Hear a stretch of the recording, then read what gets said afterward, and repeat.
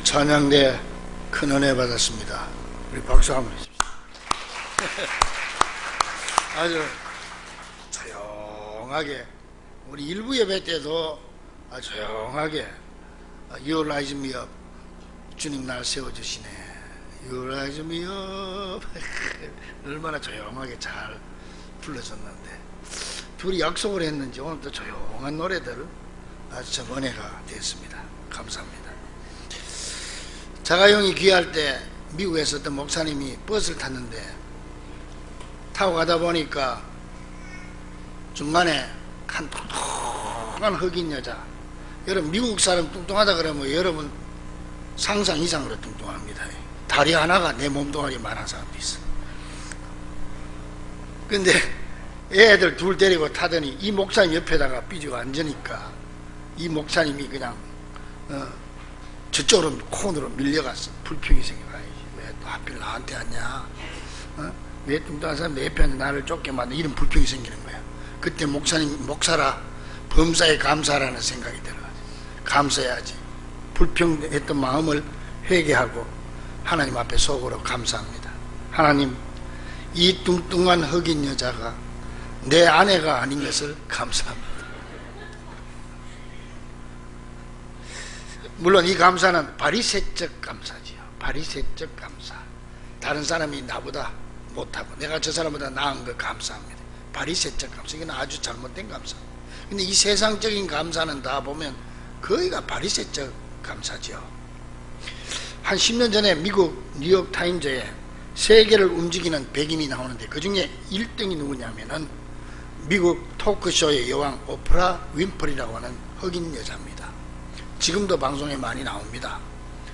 그녀는 1954년 백인 여자가 흑인 남자에게 강간당해서 사생아로 태어났기 때문에 아버지가 누군지도 모르고 할머니 밑에서 구박받으면서 자라게 됩니다. 그러다가 20대 초반에 가출하게 되고 마약 복용을 하게 되므로 하루하루를 지옥같이 살게 되고, 그 몸무게는 관리를 안 하니까 107kg의 몸무게에다가 인물도 없습니다. 그녀는 몇 번이나 자살을 시도했지만 자살에도 실패하게 됩니다.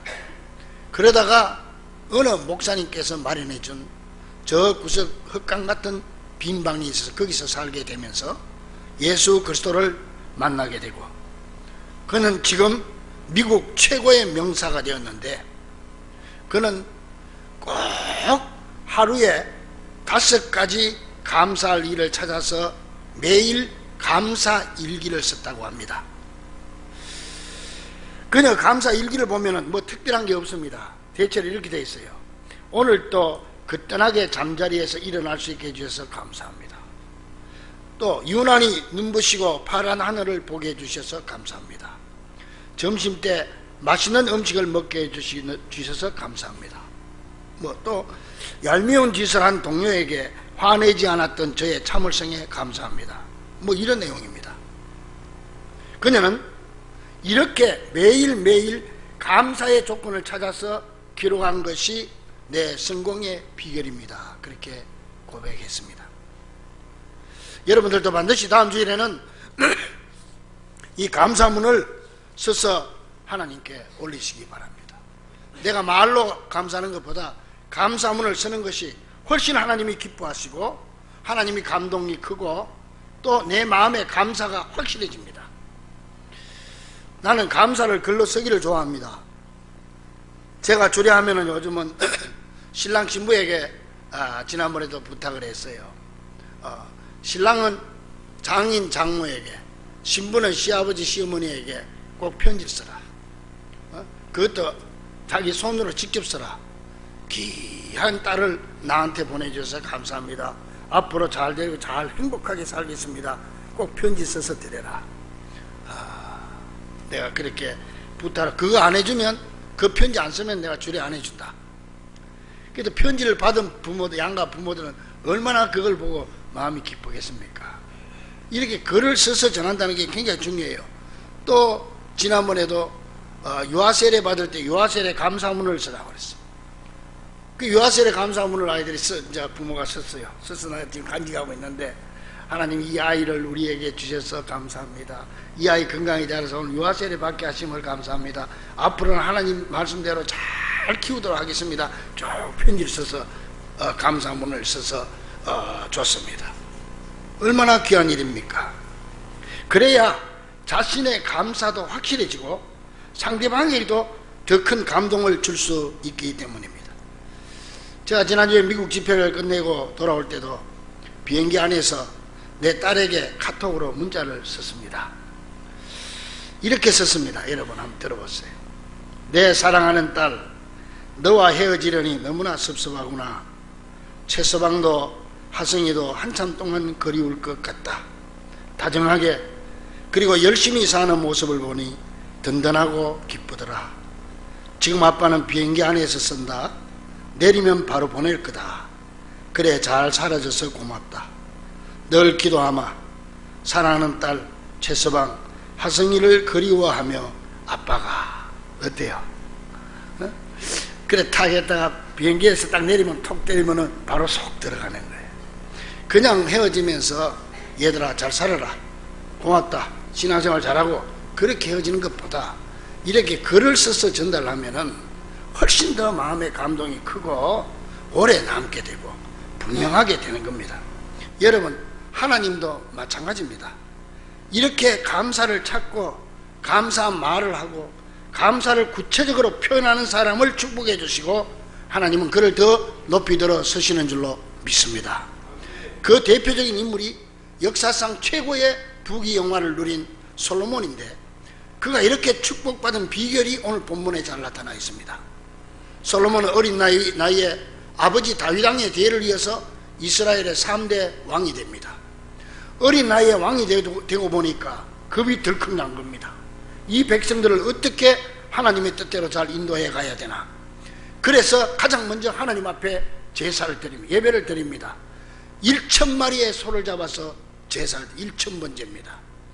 1,000마리를 잡아서 소 1,000마리로 제사를 드리고 나니까 그날 밤에 하나님이 꿈에 나타나셔서 응답을 하십니다. 내가 내게 무엇을 줄고 너는 내게 구하라.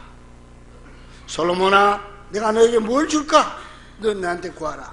자, 이때 솔로몬이 어떻게 합니까?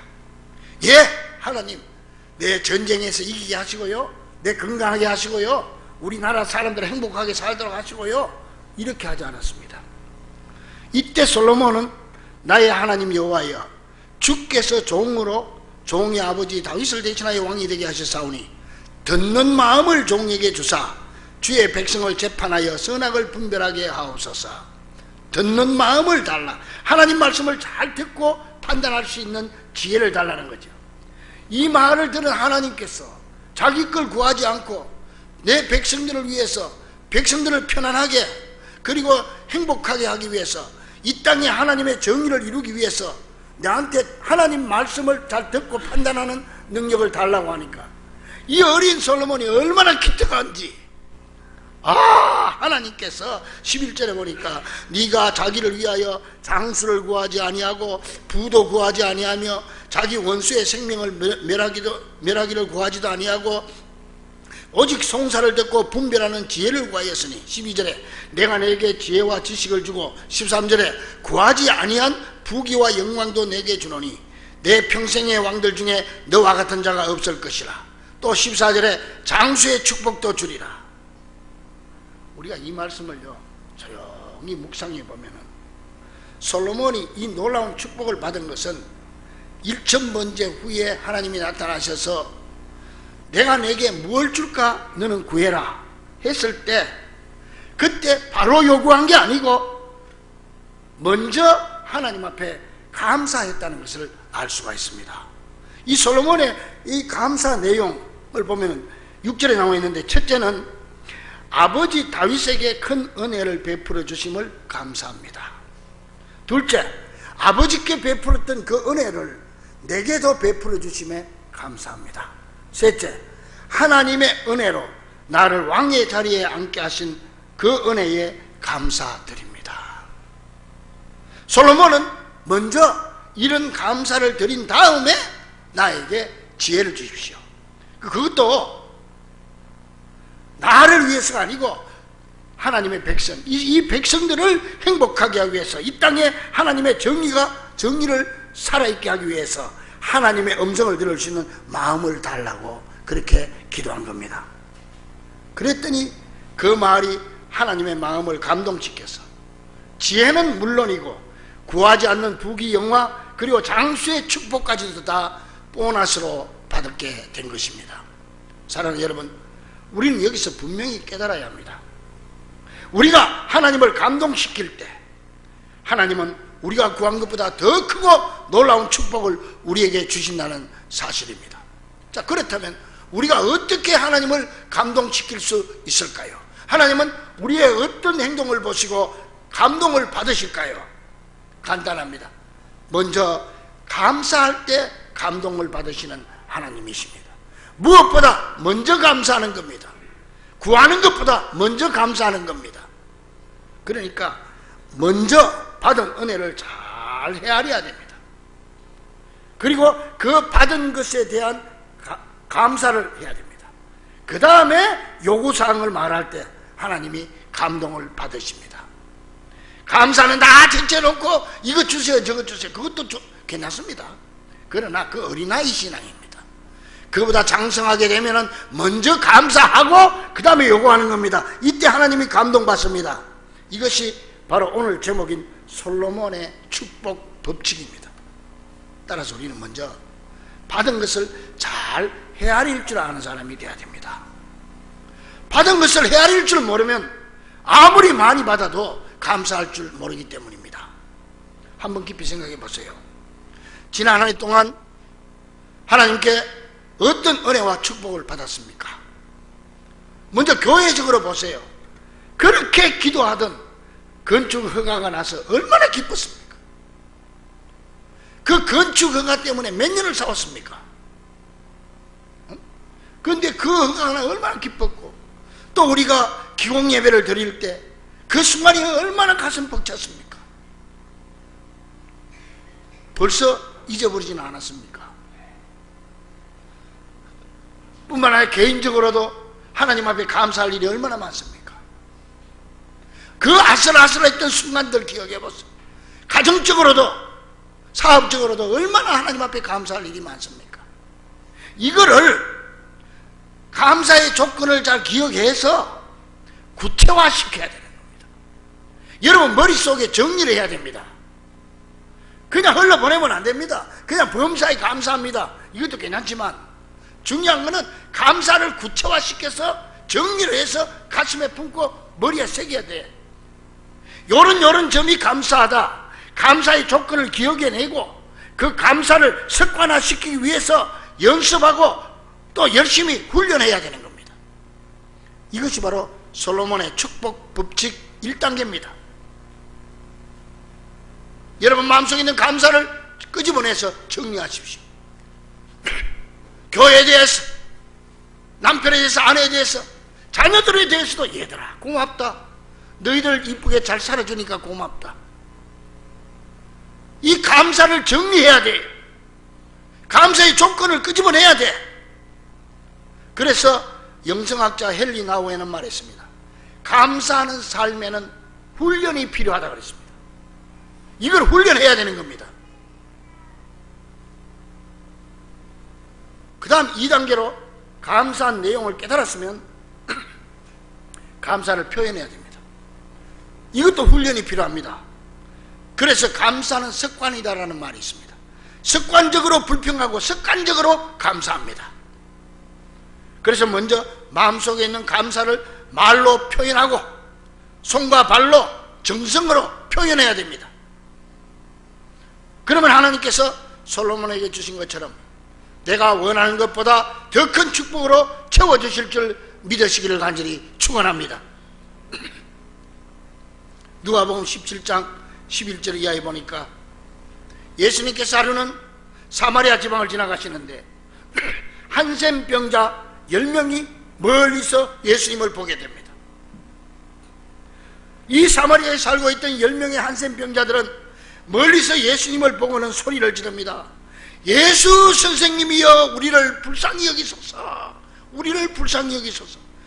그들을 보신 예수님께서 가서 제사장에게 몸을 보이라고 그랬습니다. 그 당시 모세 율법에는요, 그 당시 한센병이 불치병이에요. 그러니까 한센병이 걸리면, 나병 말이에요.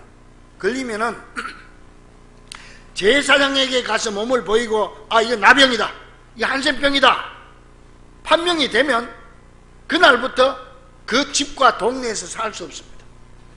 생이별을 하는 거죠. 그리고는 동네 바깥에 저 멀리 나가서 어디 굴속이나 이런 데서 자기들끼리 한 10명 단위 모여서 삽니다. 주로 무덤가에서 많이 살았습니다. 무덤가에. 왜냐하면은 무덤에 살면은 장사 지내러 오는 사람들이 장례식하고 음식이 남을 때 그걸 얻어먹기 위해서 무덤가에서 많이 살았죠. 이렇게 불쌍하게 됩니다. 인간 취급을 못 받게 되지요. 그러다가 만에 하나 고침을 받게 되면은 또 제사장한테 가서 내 몸을 보이고 완치 판결을 받아야 집에 들어갈 수가 있는 겁니다. 그러니까 예수님께서 제사장에게 보이라, 그러니까 예수님 우리 고쳐주시는가 보다 믿음으로 제사장한테 가다 보니까 몸이 깨끗하게 된 거야. 그 제사장 찾아가 보니까 완치 판결이 난 거예요. 얼마나 기뻤겠습니까? 그래서 9명은 전부 자기 갈 길을 갔습니다. 어디 갔겠습니까? 자기 가정에 돌아갔겠죠. 그런데 그 중에 한 사람은 자기 가족에게 가려다가 생각해 보니까 아니야, 그래도 내가 가족에게 가는 것도 중요하지만은 내 병을 고쳐준 그분께 가서 감사는 하고 가야지, 내가 먼저 감사하고 가야지, 이런 생각이 들어서 예수님께 찾아와서 엎드려 감사를 드립니다. 이때 예수님은 그 사람을 보고 매우 섭섭한 말씀을 하십니다. 10사람이 다 깨끗함을 받지 아니하였느냐? 그런데 그 9은 어디 갔느냐? 이 이방인 외에는 하나님께 영광을 돌리러 온 자가 없느냐? 그러면서 다시 귀중한 말씀을 한마디 하시는데, 일어나라, 내 믿음이 너를 구원하였느니라. 할렐루야. 이 말씀 매우 중요합니다. 여러분 보세요. 9명의 한센병자는 육신의 병만 고침받았습니다. 여러분, 육신의 병 고침받는다고 다 영혼이 구원받는 거 아닙니다. 그러나 감사를 먼저 기억하고 감사를 행동으로 옮긴 이 사마리아 사람은 육신의 병도 고침받고 그보다 1000배 만배 더 중요한 영혼도 구원받았다는 사실입니다. 이보다 더 큰 축복이 어디 있겠습니까? 하나님은 이렇게 잊어버리지 않고 무엇보다 먼저 감사할 줄 아는 자에게 더 큰 축복을 주시는 분이십니다. 이것이 바로 솔로몬의 축복 법칙입니다. 그래서 성경은 말합니다. 시편 50편 23절에 감사로 제사를 드리는 자가 나를 영화롭게 하나니 그 행위를 옳게 하는 자에게 내가 하나님의 구원을 보이리라. 감사하는 자에게 내가 뭘 보이리라? 구원을 보이리라. 따라합니다. 하나님의 구원을 보이리라, 이겁니다. 그러므로 감사 중에 최고의 감사는 구원받은 것에 대한 감사요, 축복 중에 최고의 축복은 구원의 축복인 줄 깨닫기를 주의 이름으로 간절히 축원합니다. 이렇게 우리가 감사의 조건들을 잊지 않고 진정한 마음으로 감사를 실천할 때 하나님은 그런 사람을 눈여겨보십니다. 그런 사람에게 하나님의 시선이 멈춘다는 말입니다. 하나님의 시선을 끌 수 있는 사람, 하나님의 시선이 멈추는 사람은 정말 축복된 사람입니다. 이번에 제가 뉴욕 집회할 때 그 담임 목사님은 미국에서 하버드 대학을 나오신 분이에요. 그리고 그 사모님은 미국에서 파이프 오르간 전공해서 박사학위까지 받은 사람. 그 교회 파이프 오르간 쫙 해놓고 파이프 오르간 연주를 하는데, 야, 얼마나 은혜서, 주여, 우리도 빨리 교회 지어가지고 파이프 오르간은 못하지만은 뭐 해놔도 칠 사람도 없고, 그저 전자 오르간이라도 좋은 것 좀 했으면 좋겠다. 얼마나 은혜를 받았는지. 근데 그 목사님이 하시는 말씀 중에 며칠 같이 있으면서 제가 두 사람이 기억납니다. 한 사람은요, 그 교회가 몇 년 전에 불이 났어요. 그래서 다 타버렸대. 그 신축 공사를 해야 되는데 그 헌금을 해야 될 거 아니에요, 교인들이. 근데 그 안수 집사 한 분은요 5만 불을 작정했대. 5만 불이 우리나라 돈으로 한 5,500만 원 정도 됩니다. 그리고는 3만 불, 3천만 원을 헌금을 하고 2만 불은 못한 상태에서 딴 교회로 가버렸대. 그래서 내가 이야, 그런 현상이 용인에만 있는 게 아니고 미국도 있구나 이거. 근데 딴 데로 갔는데 가서 사업이 쫄딱 망해버렸대. 그러니까 이 내외관이, 안수지사 내외관이 둘이서 언론하기를, 야, 우리가 그 2만 불 떼먹고 와가지고 사업이 망했는가 보다. 하나님 앞에 5만 불 작정해놓고 2만 불만 3천만 원만 하고 2천만 원 안 해서 그런가 보다. 이래 또 생각을 한 거예요, 두 부부간에. 그것도 참 은혜지요. 그래가지고 목사님한테 그 2만 불을 가져왔더래. 가져와서 우리가 이거 회개하는 마음으로 이 나머지 2만 불을 가지고 2천만 원 가져왔습니다. 그리고 헌금을 했대. 그래서 야, 참 그래도 그 정도면 참 귀한 믿음이다. 응? 아, 보통 사람 가면 그만이지 뭐 하겠어요? 근데 그렇게 했어. 그 또 한 사람은 뭐냐 하면은, 자, 이제 교회를 신청 헌금을 해도 돈이 없잖아요. 돈이 없으니까 자기 집을 팔았어요. 집을 팔아가지고 집을 줄였어. 집 크기를. 예를 들어서 50평짜리 아파트 살면 30평을 줄였다 이거야. 그럼 돈이 남을 거 아니에요. 그걸 가지고 신축 헌금을 했다는 거야. 근데 그분이 꼭 이 앞에서 세 번째 자리 여기 앉아가기 집사님인데 얼마나 설교도 잘 듣고 은혜가 충만한 얼굴이 선하게 생겼어. 착하게 생겼어. 저분이 바로 그분입니다. 그 나한테 자랑을 하더라고, 그 목사님이. 그분이 그렇다고. 그래서 내가 야, 참 그 귀한 일이다. 하나님의 성전 건축 신축한다고 돈이 없으니까 자기 집을 팔고 더 작은 걸로 줄여서 그렇게 하는 거 참 그 귀한 일이다. 그런데 이 목사님이 하시는 말씀이, 자기는 기도할 때마다 그 집사님이 제일 먼저 머리에 떠오른대. 떠올라서 하나님 앞에 기도하는데, 하나님, 저 집사님 지금보다 그 전보다 더 큰 집을 반드시 허락해 주십시오. 그렇게 제일 먼저 기도한대요. 그 집사님 반드시 그런 은혜와 축복이 넘쳐날 줄로 믿습니다. 따라합니다. 눈 뜨면 보이는 사람이 되지 말고 눈 감으면 떠오르는 사람이 됩시다. 옆 사람하고 한번 얘기해봐요. 시작.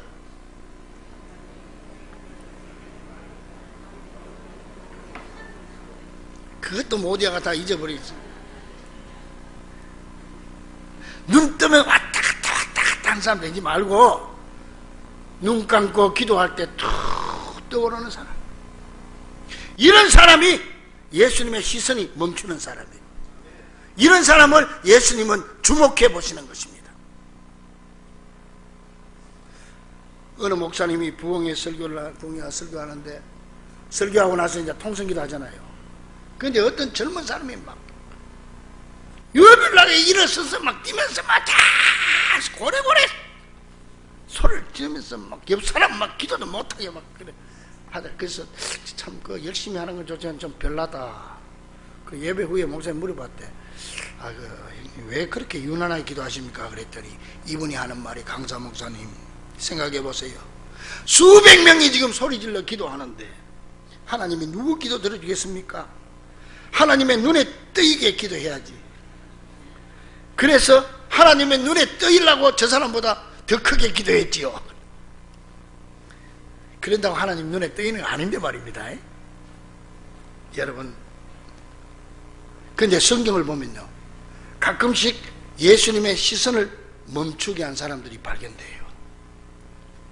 수많은 사람들이 있어도 예수님을 그렇게 보고 싶어서 뽕나무에 올라갔던 삭개오, 예수님 가다가 탁 뽕나무에 올라있는 삭개오의 시선이 멈췄어. 수많은 군중이 따라가니까 혈로 뿅뿅한 여인은 부끄러워서 몰래 예수님 뒤에 가서 예수님 옷자락을 만졌는데 아무도 몰랐지만은 예수님의 시선이 그쪽으로 멈췄습니다. 수많은 부자들이 많은 헌금을 했지만 과부가 엽전 두닙 전 재산을 가지고 하나님 앞에 몰래 부끄러워서 아무도 몰래 드렸을 때 예수님의 시선은 그게 딱 꽂힌 겁니다. 그래서 네가 많은 사람보다 더 많은 헌금을 했다고 칭찬해 줬습니다. 이제 우리도 가진 것 없고 내놓을 것 없고 우리 주님의 시선을 멈추게 할 어떤 방법이 없을지라도, 그러나 내 현재 상황 속에서 내가 주님의 시선을 나에게 끌 수 있는 방법이 무엇일까? 우리는 기도하고 노력해야 됩니다. 하나님은 무엇보다 먼저 감사하는 자에게 더 큰 은혜와 축복을 주신다는 사실을 우리는 잊지 말아야 합니다. 초대교회 목사였던 크리소스톰은 말했습니다. 사람에게는 근본적인 죄가 있는데 그것은 감사하지 않는 죄다. 감사하지 않는 죄다. 그러면서 마땅히 감사해야 함에도 불구하고 감사하지 않는 것은 두 가지 죄다. 첫째는 무지의 죄요, 둘째는 교만의 죄다. 또한 스펄전 목사님의 말씀은 감사절마다 은혜로 떠오릅니다. 하나님은 별빛을 보고 감사하는 자에게 달빛을 주시고, 달빛을 보고 감사하는 자는 햇빛을 주시고, 햇빛을 보고 감사하면 해도 달도 필요 없는 영원한 천국을 주신다. 이 말이 무슨 말입니까? 우리가 먼저 내 가진 거 별빛 조그마한 촛불이라도 이걸 보고 감사할 때 하나님은 먼저 감사할 때 더 큰 걸 준다는 하나님의 약속이 아니겠습니까? 사랑하는 우리 중보가족들이요, 이제 다음 주일 추수감사절 맞으면서 솔로몬의 축복의 법칙을 기억합시다. 정말 이 세상에는요, 축복받은 사람들은요 다 그 축복받을 만한 이유가 있습니다. 망한 사람은 망할 이유가 있습니다. 우리는 이걸 기억해야 합니다. 정말 내 가정에서 내 남편에게, 아내에게, 자녀들에게, 부모에게 뭘 감사해? 감사를 구체적으로 기억하십시오. 구체적으로 정리하세요. 그리고 내 가슴에 심었어요. 새겼어요. 내 사랑하는 이웃에게, 내 교회에, 하나님 앞에 무엇이 감사한가 정리를 하십시오. 이 세상에 내가 주일날 교회 한번 빠지면 누가 날 위해서 교회에 빠졌다고 관심 가져주고 전화하고 교회 나오라고 얘기하고 내 영혼을 위해서 기도해 줄 사람이 세상에 누가 있습니까? 우리 부목사님, 교구장들 전화하고 신방할 때 감사하십시오. 그것보다 더 감사한 일이 어디 있습니까? 교회에 대해서, 내 이웃에 대해서 우리는 감사해야 됩니다. 감사할 조건을 찾으세요. 정신 바짝 차리고 앉아서 무엇을 감사해야 될지 정리를 하세요. 정리를. 얼마나 수많은 감사의 조건들을 우리가 놓치고 살아가고 있는지 몰라요.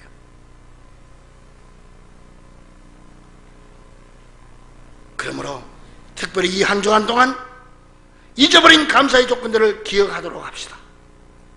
하나님께 대한 감사, 교회와 이웃에 대한 감사, 사랑하는 가족들에 대한 감사, 얼마나 많이 있습니까? 그리고 무엇보다 먼저 감사합시다. 먼저 감사합시다. 받은 것에 먼저 감사하면 하나님은 더 큰 은혜와 축복을 주십니다. 이 솔로몬의 축복 법칙을 기억하고 이번 감사절을 통해 더 큰 은혜와 축복을 약속받는 귀한 성도들이 될 수 있기를 주님의 이름으로 간절히 축원합니다. 기도하겠습니다.